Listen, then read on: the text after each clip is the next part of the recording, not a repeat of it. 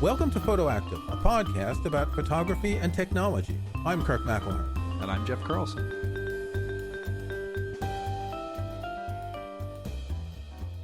You know what, Jeff? Photo editing is hard. Photo editing is hard. Why do you say this?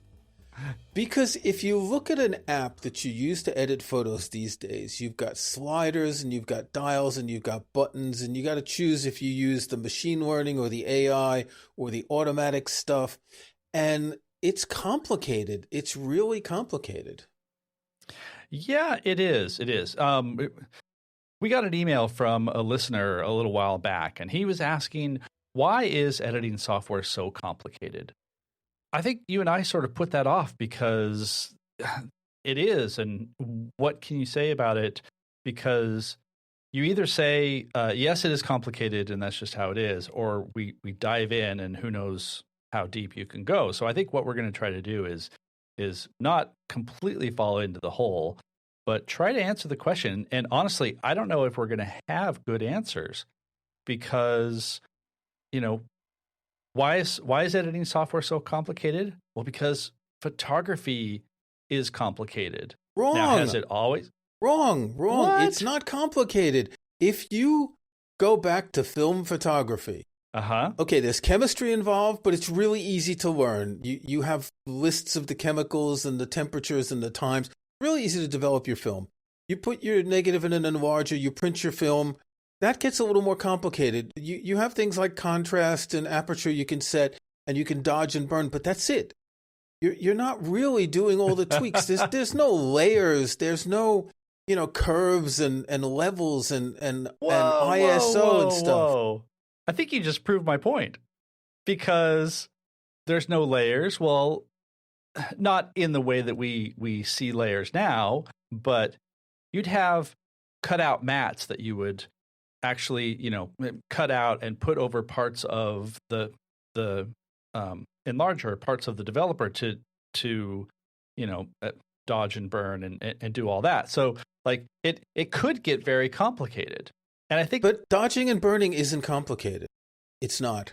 The thing about dodging and burning is you don't see the results. So this is a skill that you build up through test prints to know how often, how long you need to do it, and which position, and all that. It's not that it's complicated. It's a thing that you learn to do. There's not 75 sliders in an enlarger. It's just a skill that you learn. It's like dribbling a basketball, right? You learn how to do it, and that's it. Well, and then, okay, so let's flip that to editing in software. It's a skill that you learn how to do. But once you've learned it, it doesn't seem complicated because it's something that you've learned. I mean, okay, to step back a second, I think everybody who's listening knows that I have done very minimal amount of film processing and developing. I did some way back, but I wasn't a photographer when film was dominant. So I don't have that experience. But when you list these things, you have these chemicals and you have, I would imagine you have to make sure that the mixtures are the right amounts. And you have to get the film out. Yeah, but hold on. It's a recipe.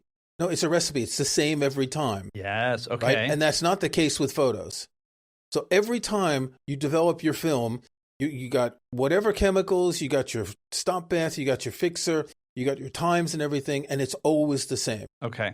That's always the same for every kind of film that you shoot. No, for black and white, it's always the same. For color, it's always the same. Different film stocks might have different things, but you're not going through 10 variables. See? No, you're not. It's not. It's a recipe. It's like making a sauce. It's not like making bread. It's like making a sauce. You have 3 or 4 ingredients and time. I think you're massively simplifying this in your brain because it sounds like if I have one type of film, then I need this recipe. And if I have another type of film, I need this recipe. And you need to make sure that you time it correctly. And you have to make sure that, you... But the recipe is always the same. Whereas when we're editing digitally, generally the edits are different for every photo.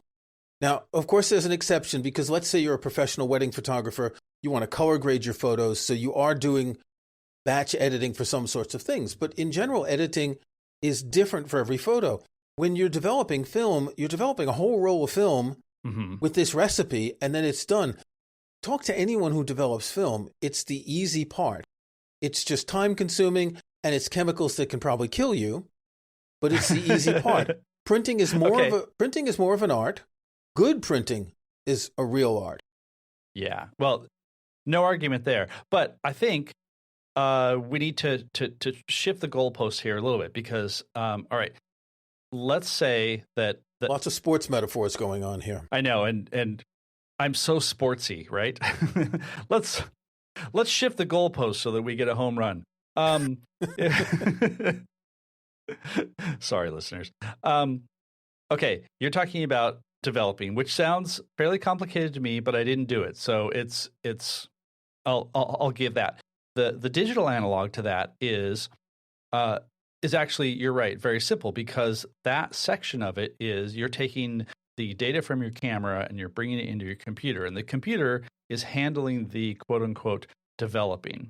So like it's doing the demosaicing of raw files, or the process of making a JPEG look good has already been handled in the camera. And then you can do stuff on top of that. So I think that's equal in terms of analog and digital from the developing side.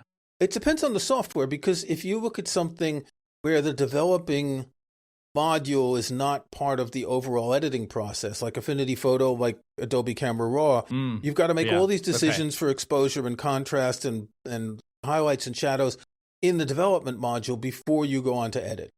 Okay, but that is a good point. Thank you. But one for me. Two for me, actually, because film developing is a recipe. It's always the same. Film developing. All right, but software developing can also be a recipe if you have, like you said, people who color grade their photos. Like that's what presets are all about. So you have a recipe that it's going to take your photos, and assuming that your photos are generally uniform. Let's say you've shot an event, so the lighting is pretty much the same, etc. Then you can apply this preset, and then you're done. So, but that's cheating. So editing is easy, is what we're saying. Well, so digital editing has the easy and the complicated, right? And yeah, it's so complicated that the easy way is really popular. Mm-hmm. Whether the easy is straight out of camera and the popularity of Fujifilm's film simulations, or presets, filters, looks, whatever they call them in apps, these are popular because people don't want to go through 75 sliders and dials and buttons and switches, and they'd rather just click a few things and find, this looks good enough for me, right? Yeah. And I'm not sure that we should equate that with photo editing. That's like you send your photos off to be developed and you get the prints back in that yellow Kodak envelope, and you get what you get, right? Yeah. Now, obviously, you have more options than you do with film, or than you did with film. With film, you might choose a particular film stock because you like it. With these filters, you can make your pictures look like Tri-X or Kodachrome or Ektachrome or whatever you want. So you do have options. That is the easy way. But when you look at some of these apps with hundreds and hundreds of presets and filters and styles and whatever, I don't think it's that simple. Okay, so this ties back to the first thing that I said that you pushed back on, which was I said photography is complicated. And you said, no, it's not. I think that you get into the software and photography now, as we treat it, because it's digital, is complicated because you have so many options. So yes, you absolutely can take a preset, or I think maybe a better analogy is in every one of these software applications that we use, there's some sort of auto function. So something where it will evaluate your image and figure out what needs to be done in terms of tone and color. And then if you want to do things with, say, clarity, or you want to mix the colors up, or, add like a specific hue or something like that, then you can do that. So photography now is very complicated, even if the actual capture and bringing those images into your computer is relatively simple. Yes, that part's relatively easy. You push the button, you put the card in your computer, and that part's easy. But what we're seeing in photo editing apps is a plethora of features that never existed for analog photography. The idea of adjusting highlights and shadows could use filters on enlargers, but they would affect the entire photo. They weren't selective. The ability to replace a sky, the ability to select someone's face and apply some sort of adjustment to the skin tones, gradients, things like that. I once saw an exhibit in Paris in the late 1980s of doctored photographs. Most of them were Soviet, right? Of like pre-Photoshop. Well, this is actually pre-Photoshop in the late 1980s, of people being cut out of photos and bits being replaced. So they would cut the photos and then take a photo of the pieces cut together, right, to make it look like a photo. And these were crude techniques, but the kind of things you can do now with photo editing tools goes way beyond what you can do with film. Yes. And this is also, I think, partly why film has gotten popular again, because it does have that simplicity. It does say, let's avoid all the trickery and let's go back to something more normal, more a workflow. Genuine, authentic, maybe. Uh-huh. I'm grudgingly agreeing with you. I mean, so I hate to be all cliche, but like with great power comes great responsibility, in the sense that, hang on, let me. Okay, let's put it this way. Okay, you've made a lot of money writing books telling people how to use these apps, so you want them to continue. That's right. Make everything as complicated as possible. Yep. Well, I think some of this has shifted back and forth between the capture and the editing, because and this is something that I find myself doing when I'm shooting. And I think it's because I know how to use this software, and because I know what is capable when I shoot.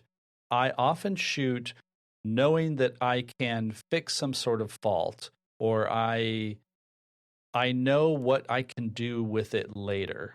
So, for example, if I am shooting an event and there's not a lot of light, I know that I can go in and run it through like DxO Pure Raw to get rid of the noise, and I can boost the shadows, and I can do all sorts of things like that. I can, mask people in the foreground. So, and also knowing that I have a camera that will capture enough data that allows me to do that. So that changes how I shoot. Now, I think if there were not as many options on the editing side, if you really were in a situation, I want to say like in the early days of digital, but I think even then things were more quote unquote complicated like we're talking now. But if I didn't have those options, then my focus would definitely be more on getting it right in camera. And I know that we should always strive to get it right in camera, but sometimes it's just not possible. Or it's close enough that that you can reframe, or you can do a few little tweaks here and there. So I think the complication has shifted a little bit from the capture side of it to the editing side, just knowing that that's possible. We talked about this in episode 129, Visualizing the Edit, when we were examining the fact that we may be shooting pictures knowing what our camera is capable of. And I had an example of something that I drastically underexposed because I was using my Leica Q2 monochrome at the time, and I knew how the camera reacted. Now, I wouldn't do that with film. With film, you have a meter.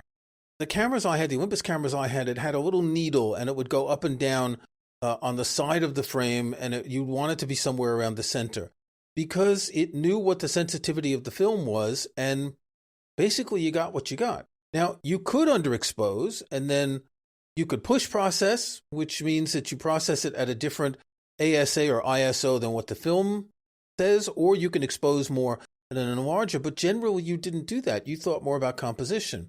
One basic thing that you didn't really do back then, unless you had your own enlarger, most people didn't, right? Most people just sent the films out. you didn't crop your photos. You composed in camera, and unless you were using an enlarger, you would not crop your photos. You'd get them as they were. Okay, maybe you'd take a pair of scissors and you'd cut someone off when you got divorced, that kind of thing. But generally, you did not crop photos. You didn't straighten them if they weren't aligned. You accepted them as they were. And maybe part of the difference is we're looking for more perfection. And we want to get everything tweaked just exactly right. And that's leading us to need to use tools that go beyond most people's capabilities and that are hard to learn. And that, yes, you can learn how to use, certain adjustments. You can learn how to use levels and curves. Not easy, but takes a little bit of time. You can learn how to use layers and dodging and burning. But this gets really advanced. And what it comes down to me is, I was talking to someone the other day. I bought an Xbox in January. First time I ever had a game console. And I've been playing a few games, and I was talking to someone about Microsoft Flight Simulator, which is incredibly realistic. And I was saying how hard it is to learn how to use it. And this person said to me, when I play a game, I want to play. I don't want to work. And it's that feeling. And I gave up after like lesson 17 in the thing about how to use it because it's just too much.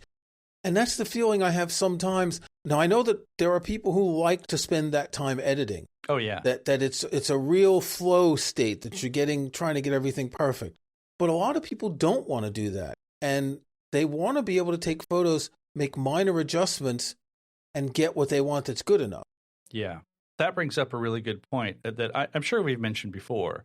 But I think we have to acknowledge that there's a distinction between there's a distinction among photographers.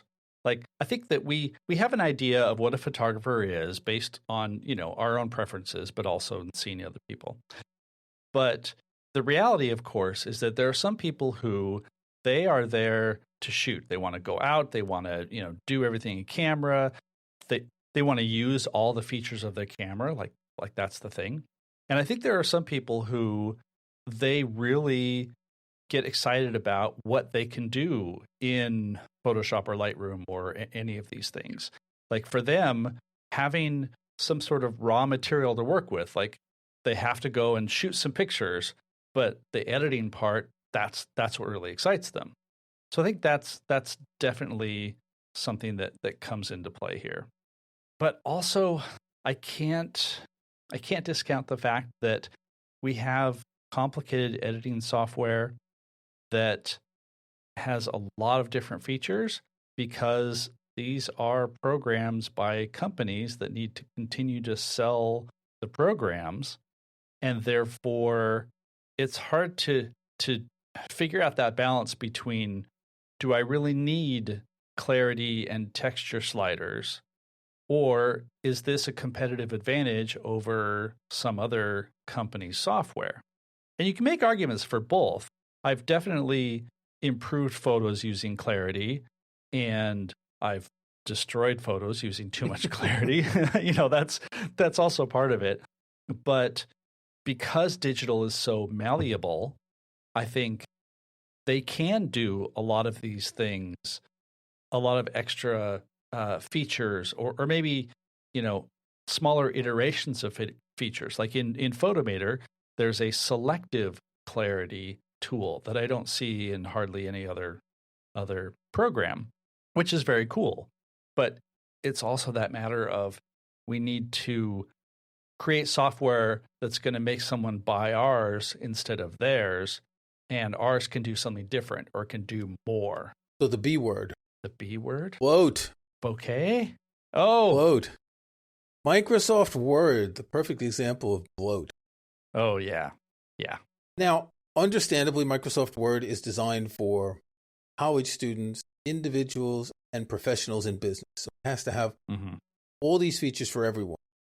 But most people never use any of them. And I bet most people that use Lightroom don't use too many of the advanced features either. They're just stuck into that Adobe industrial complex and they're paying their $10 a month and they can't get out forever. Yeah. Well, actually, this is really curious because I think we're also seeing the opposite of that, because you take a look at something like Photoshop or Pixelmator Pro. They have massive numbers of features. There are so many things you can do more than I think most people ever take advantage of. But for the small niche of people that really need to do this specialized thing, it's there and it's good. But they recognize that it's overkill for a lot of people. So what do?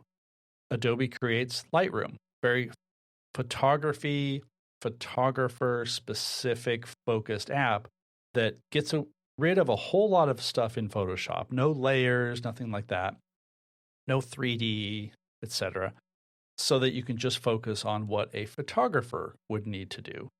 And we've seen that this year, Pixelmator Pro, very complicated, but as a photographer, do you need to make vector lines and shapes and things like that? No, you don't. So they come out with Photomator, which, still has a lot of complication, but is more focused on what you as a photographer would need, because you are probably looking at Pixelmator Pro or Photoshop and thinking, that's too much.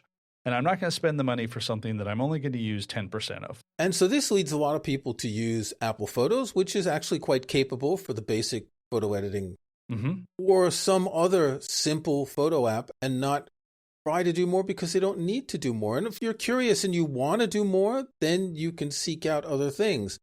But it's almost as if it's the problem with a lot of software that has to be both for professionals and amateurs. And you can't balance both easily. And there are a lot of people who use photos professionally for graphics, web designers, people in printing, in press and publishing, in all sorts of domains. So there are lots of people who use these tools around the world. But photographers, amateur, hobbyist photographers, don't use them, don't need them, and probably shouldn't even bother to try and learn the advanced features until they've mastered all the basics. Yeah, I can see an argument for that. I can also see an argument for wanting to learn beyond that just to see what you're capable of, or what other types of photos you can work with. One interesting thing that happened a few years ago, Skylum, the makers of Luminar, they came out with, I want to say, I can't remember the title of the app, but Lemur or something like that. Yeah. It was sort of the answer to the question that we're asking is, what if you don't want to do any of that other stuff? What if you want to just have an app that just makes your photos better?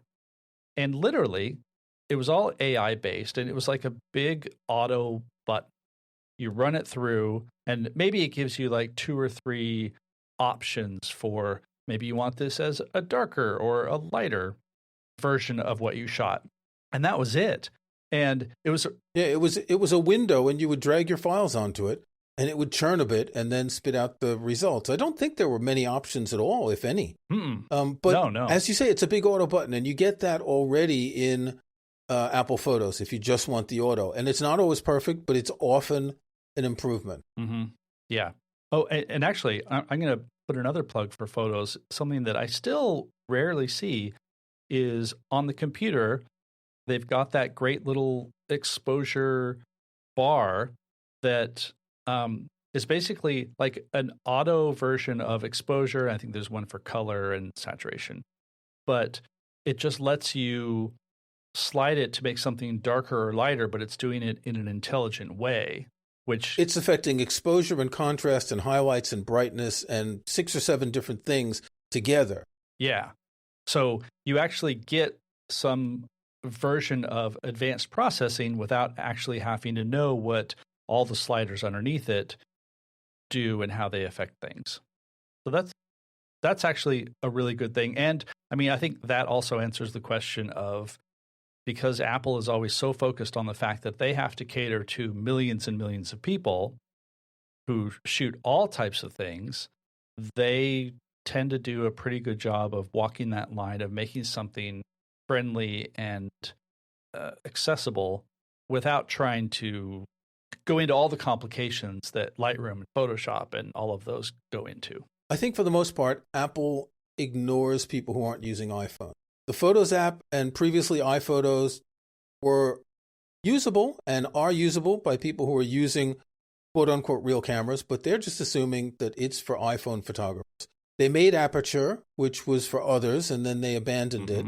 The Photos app is really designed for photos from the iPhone, not much else. Yeah, that's a good point. And not to say you can't edit photos otherwise, but the one thing I find interesting is that there are so few preset filter type things in Apple products. There's 8, 10, 12 at the most? Maybe not even that. Yeah, they're really, really limited. I'm surprised Apple hasn't done more. Yeah. I guess they don't like that idea of muddying the water and making things that are going to be too gaudy. Because then, this is an iPhone photo. Look at that. It's ugly. They don't want that. Yeah. Well, I think that they are also letting other companies handle that, because the Photos app actually has a really good plugin architecture so that you can go and if you want something that is going to make all your photos sparkly or whatever, there's an app for that will plug into it. On the Mac. Not on the iPhone or iPad. On the Mac. Right. Yeah. Okay, so before we started, you were wondering, is there enough to say in a half hour? As we often say before we start an episode, and here we go. We're getting up, and it's time for our snapshots. Have you got a snapshot this week? I do have a snapshot.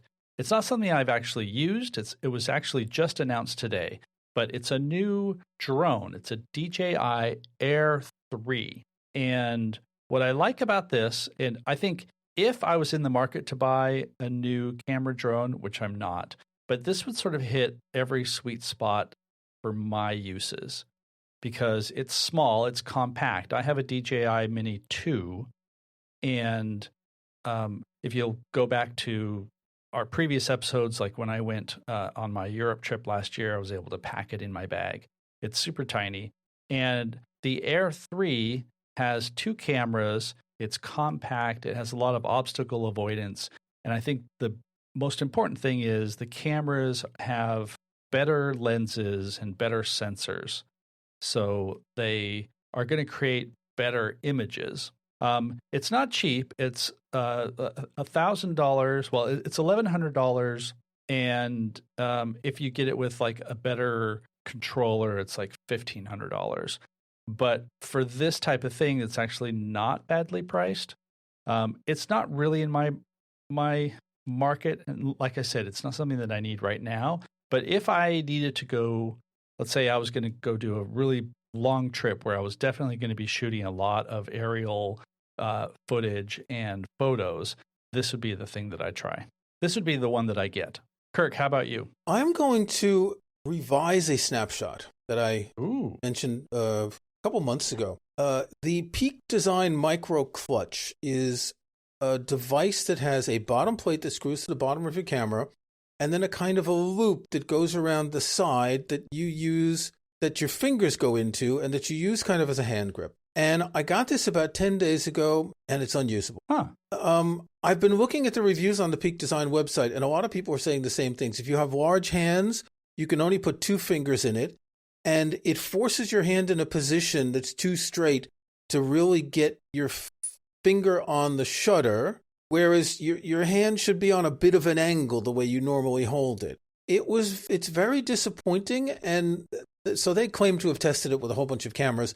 One thing that they did that surprised me is that so there's a screw that goes into the tripod mount on the bottom of the camera, and then there's a plate that you tighten.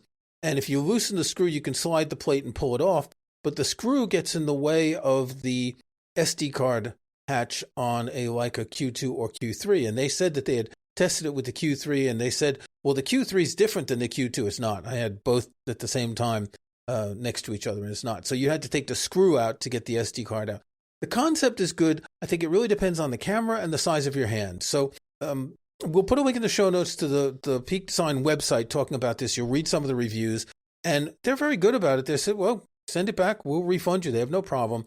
It was disappointing because it sounded really good, but it's just, I think, particularly large hands where you can only fit 2 fingers into the thing makes it a little bit uncomfortable. Yeah, that would definitely be something that you'd want to try beforehand if that was even a possibility. Well, I bought it on the Kickstarter where they introduce a lot of new products, and they're fine with the return. It cost me a few pounds to send it back, but they refunded me immediately, so it's not a problem. But just a warning, if anyone's thinking about buying this, and you have large hands, be prepared for it to not work. It has to be tight. The whole point is that you have to hold it tight so you can't drop it. They're selling this as something so you'll never drop your camera again.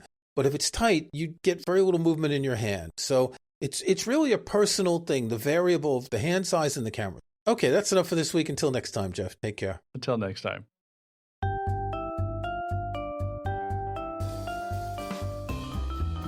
Thanks for listening to Photoactive. You can find show notes, including any photos we discuss in this episode, at photoactive.co. That's photoactive.co. We couldn't afford the M. You can join our Facebook group at facebook.com/groups/photoactivecast. That's photoactivecast in one word. You can subscribe to Photoactive in your favorite podcast app or on Apple Podcasts. See the links on our website. And think about leaving us a rating or review in iTunes or in your podcast.